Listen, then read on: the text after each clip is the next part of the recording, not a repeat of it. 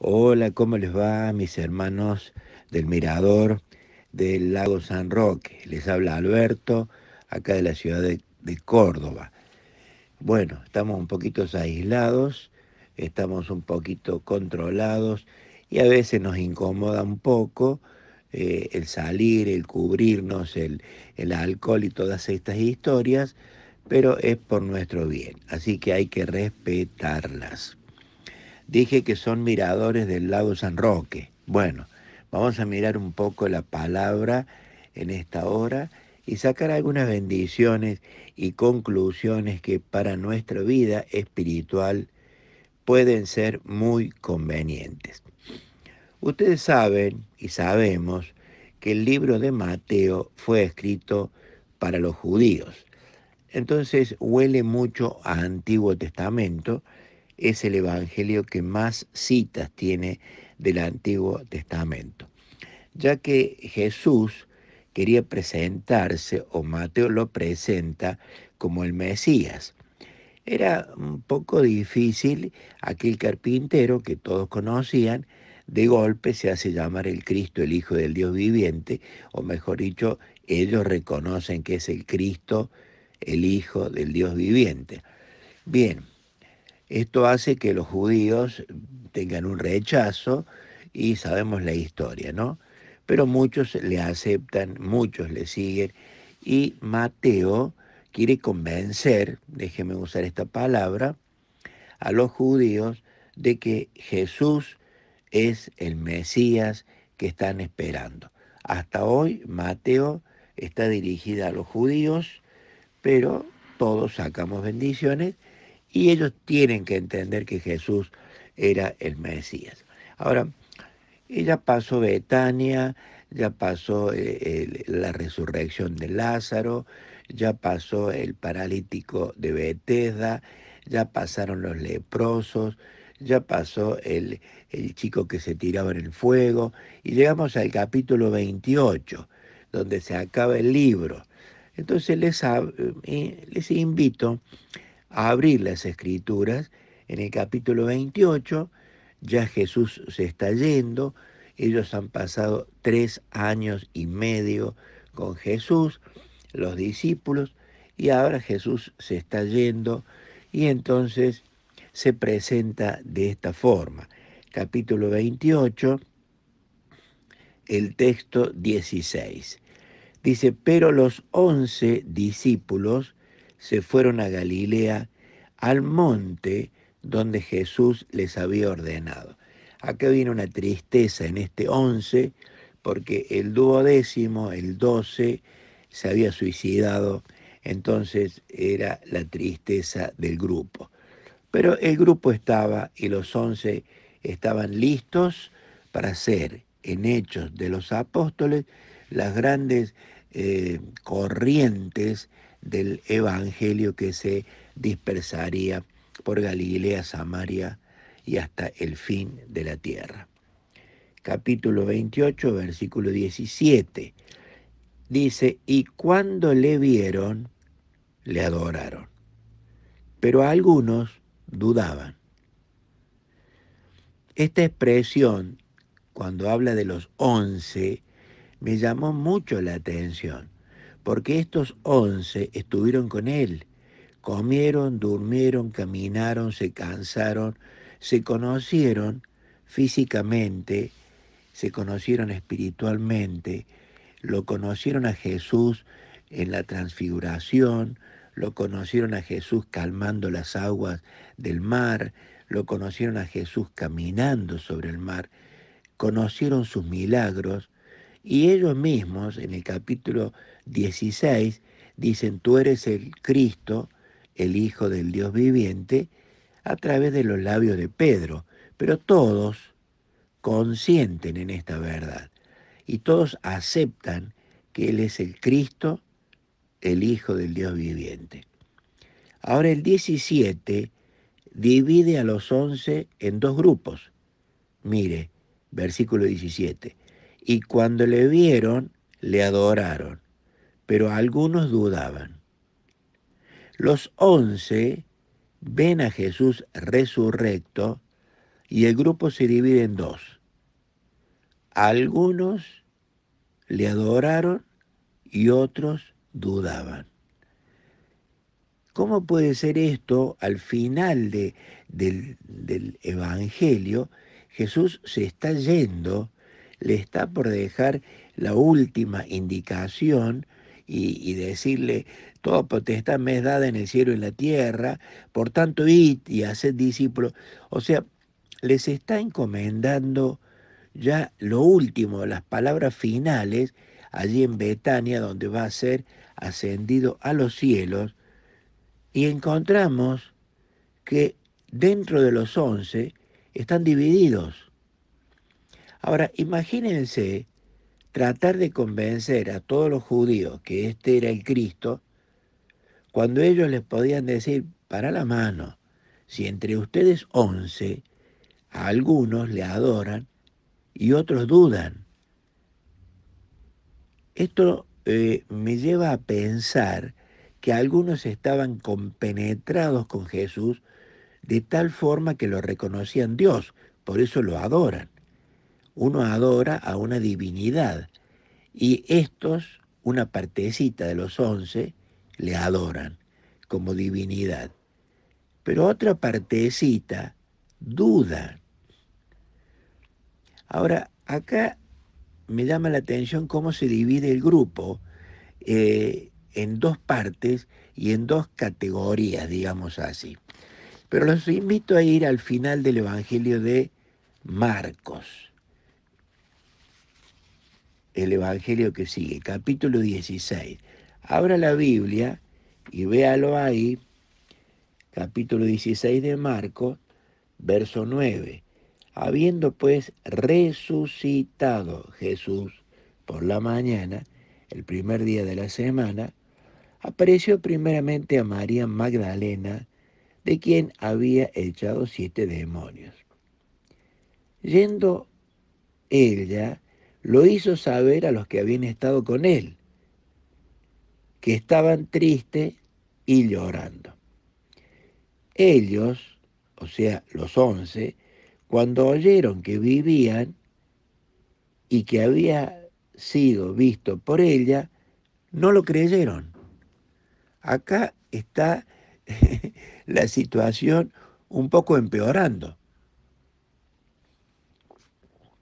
porque ya no están divididos en dos partes, ya los 11, dice, no lo creyeron.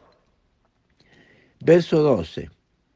Pero después apareció en otra forma a dos de ellos que iban de camino yendo al campo, ¿no? Los caminantes de Maús. Ellos fueron y lo hicieron saber a los otros. Mire, ni aun a ellos creyeron. Verso 14. Finalmente se apareció a los 11 mismos, estando ellos sentados a la mesa, y les reprochó su incredulidad y dureza de corazón, porque no habían creído a los que le habían visto resucitado.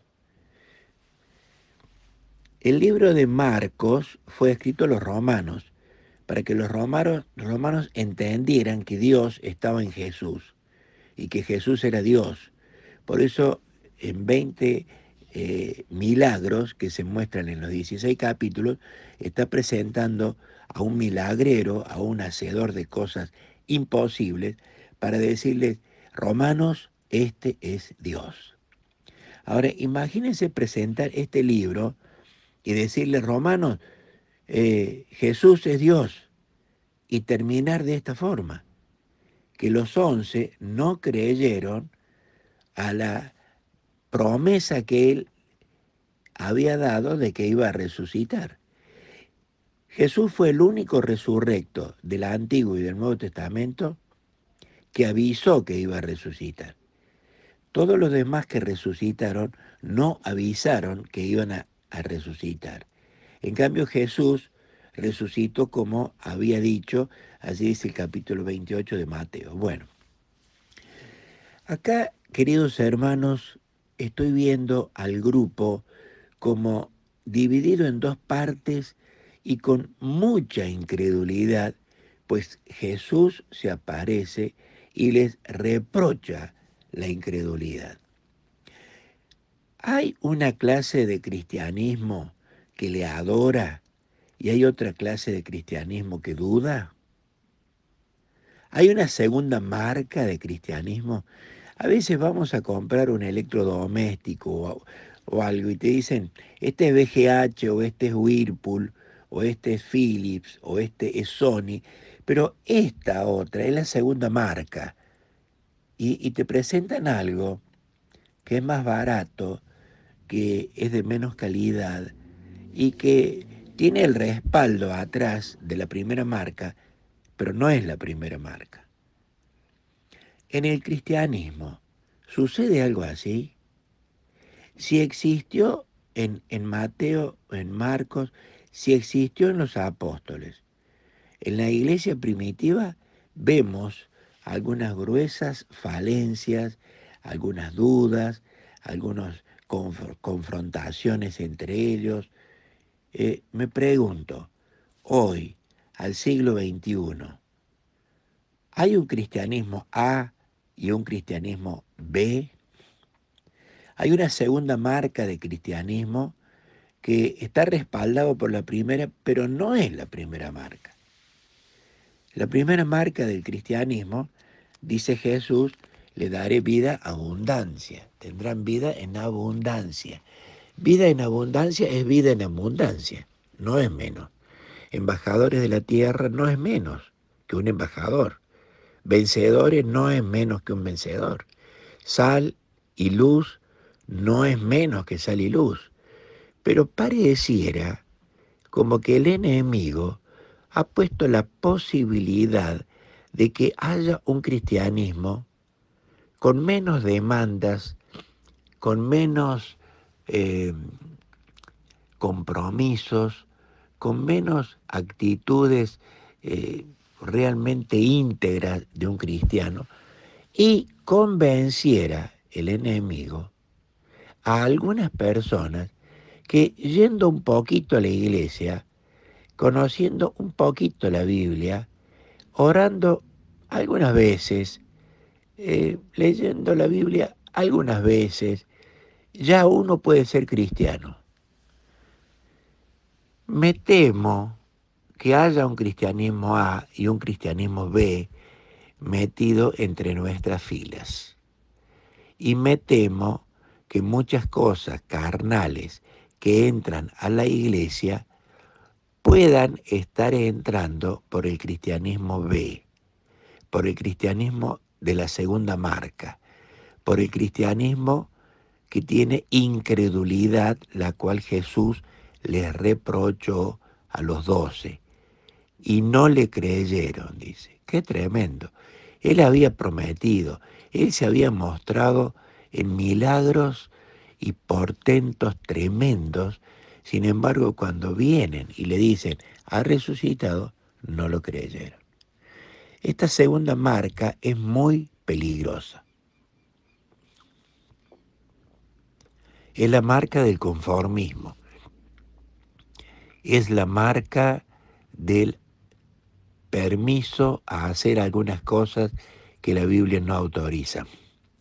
Es la marca del cristiano que no le da mucho compromiso con Dios y que vive al estilo Eutico. Vio a Eutico en Hechos capítulo 20, sentado al borde de la ventana. Un pie para adentro, un pie para afuera. Una oreja adentro, una oreja afuera. Una mano adentro, una mano afuera. Un ojo para adentro, un ojo para afuera. Sentado en el borde de la ventana. Es el cristianismo de temer, es el cristianismo de los peligros, es el cristianismo de la poca calidad, la clase B. Acuérdese, y quiero enumerar algunas cositas en poquitos minutos más, que Jesús eligió a todos. Dice, llamando a sus 12 discípulos, en Mateo 10:1, llamando a los 12. El dedo índice de Jesús apuntó a los 12. Jesús los eligió con sabiduría.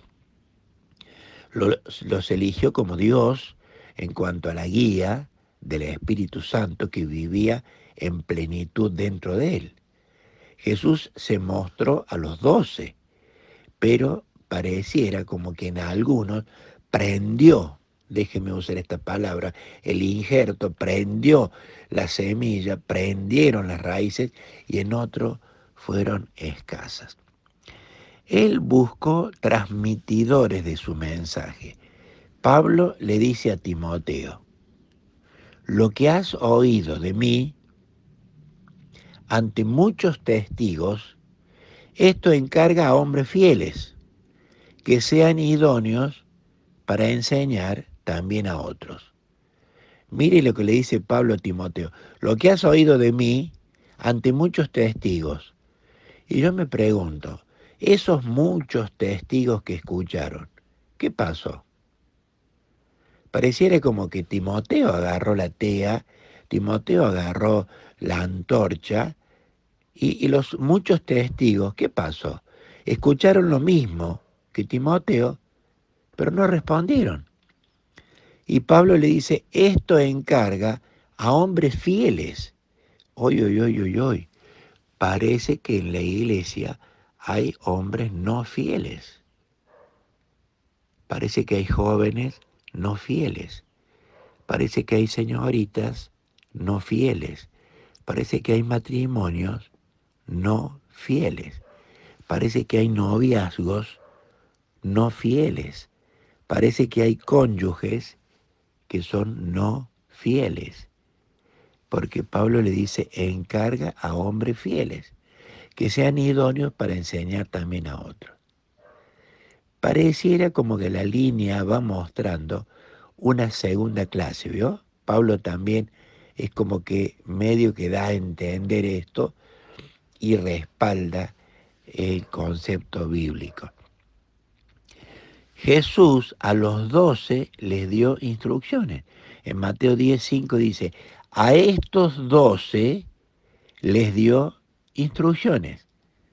O sea, los 12 recibieron la misma enseñanza, el mismo pizarrón, la misma teología y la información necesaria para ser cristianos A. Pero algunos se tornaron en cristianos B. A los 12 les dio autoridad. Mateo 10:1 dice, llamando a sus 12 les dio autoridad.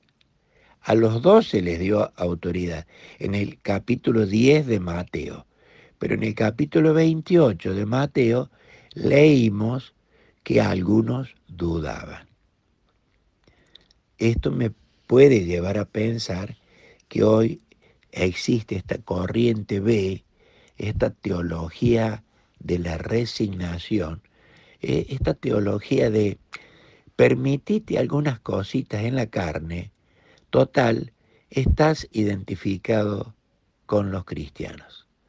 Esta teología de no importa si no sos tan santo, no importa si no estás tan íntegro.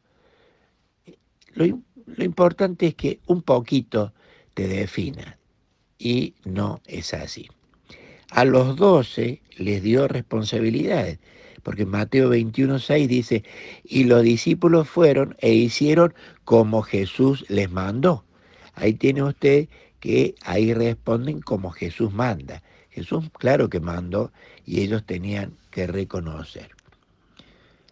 Los 12 entendieron el propósito de Jesús, pero algunos no lo hicieron. Lucas 19 dice, buscar y salvar lo que se había perdido era la principal consigna del grupo, pero algunos titubearon en este aspecto al no creer en su existencia. Juan 12:49 dice, yo no he hablado de mi propia cuenta. El Padre que me envió, Él me dio mandamiento. Este texto me deja un poquito tambaleando, ¿no? Porque dice Jesús, yo no he hablado de mi propia cuenta. Mire, si hubo un cristiano hasta ahora, de toda la humanidad, de toda la historia y de todos los siglos, que puede hablar de su propia cuenta es Jesús mismo, porque Él era Dios. Sin embargo, lo pone a Dios en primer lugar. Dice, yo no he hablado de mi propia cuenta, lo dice como Jesús hombre. Y el texto sigue, el Padre que me envió, Él me dio mandamiento. Hermana del Mirador del Lago, hermano de esa zona.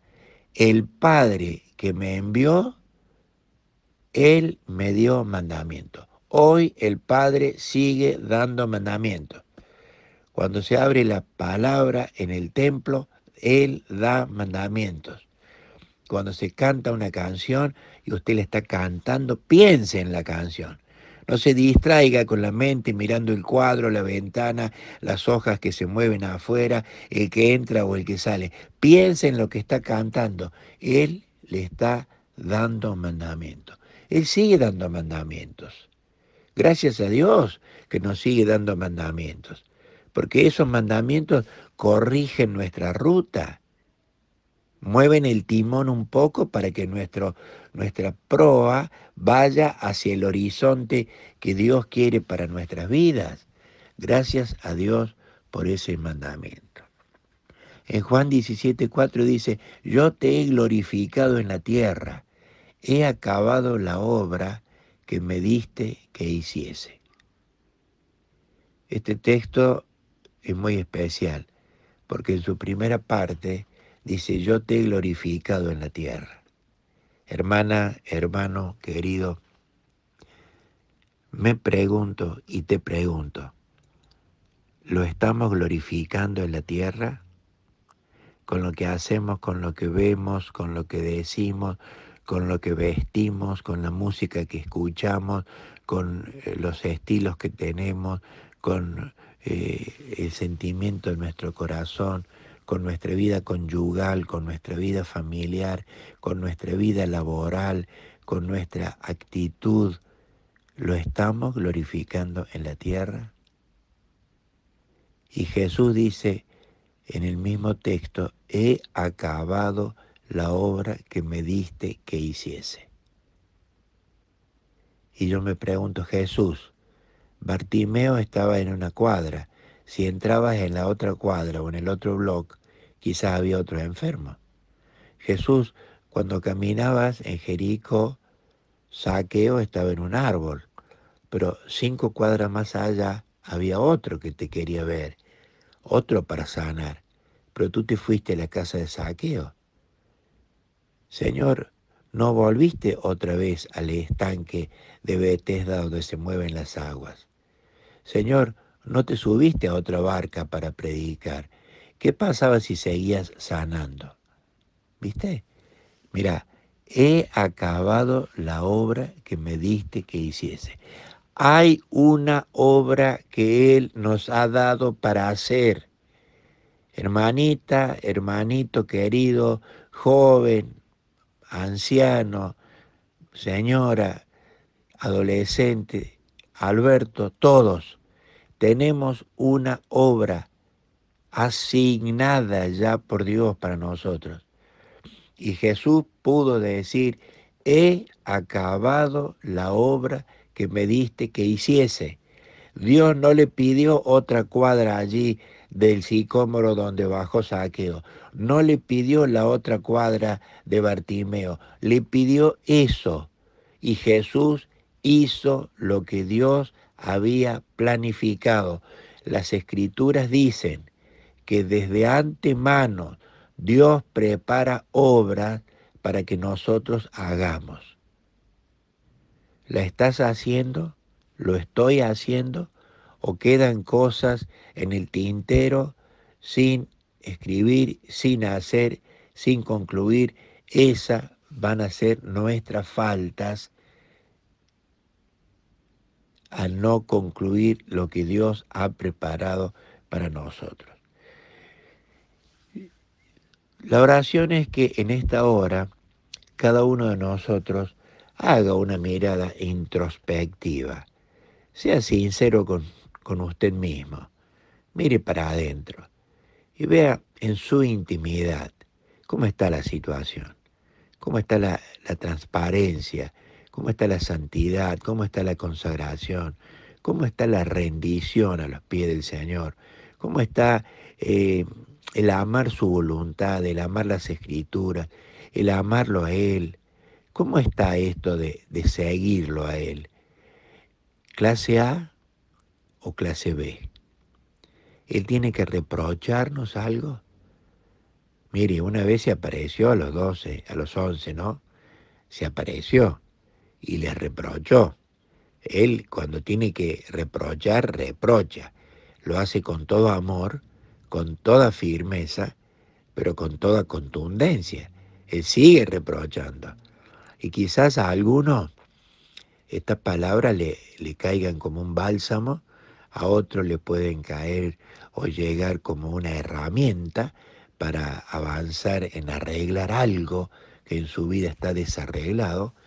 A alguna otra hermana o hermano estas palabras le pueden llegar como una medicina para sanar una enfermedad espiritual que está teniendo.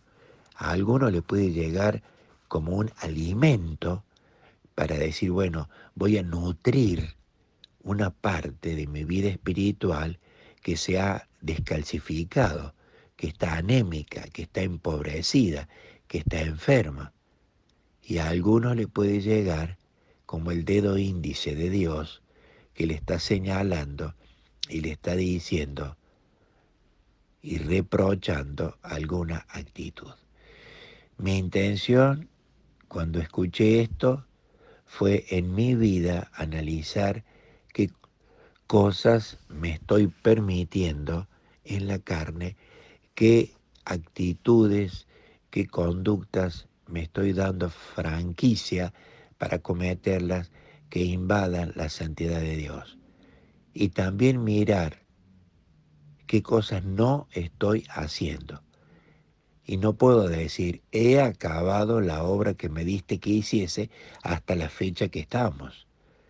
Bueno, si el Señor nos da más días, es un momento para reflexionar, es un momento para tomar la palabra del Señor, es un momento para decir, bueno, Señor, yo no quiero seguir sentado a la mesa.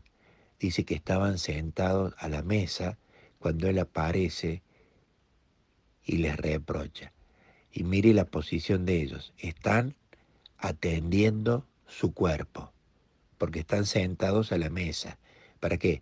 Comiendo, satisfaciéndose, degustando, disfrutando algo hermoso que es sentarse a la mesa, o sea a comer, o sea a una sobremesa, pero es atenderse a sí mismo. Él aparece y les reprocha la incredulidad. Si estamos demasiado sentados, es hora de ponernos en pie y de decir, Señor, basta de dudas, quiero alabarte, adorarte. Basta de dejar inconclusas algunas cosas, quiero avanzar en mejorar esas cosas.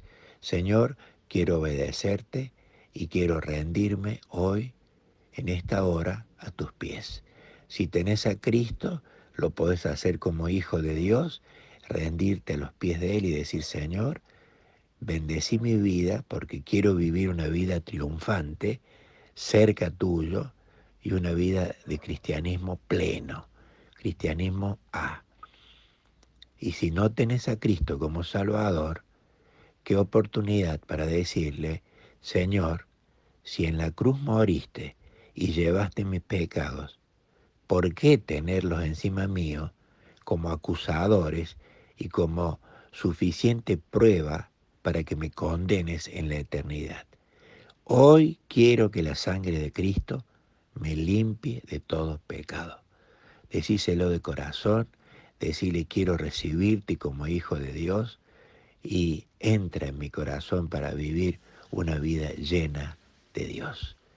Hasta aquí llegan las palabras, que el Espíritu aplique esta reflexión simple a nuestros corazones y no lo haga tan simple al resultado, sino que sea un resultado explosivo, que haga un cambio vertical, un cambio de timón en nuestras vidas, un cambio original para vivir vidas conforme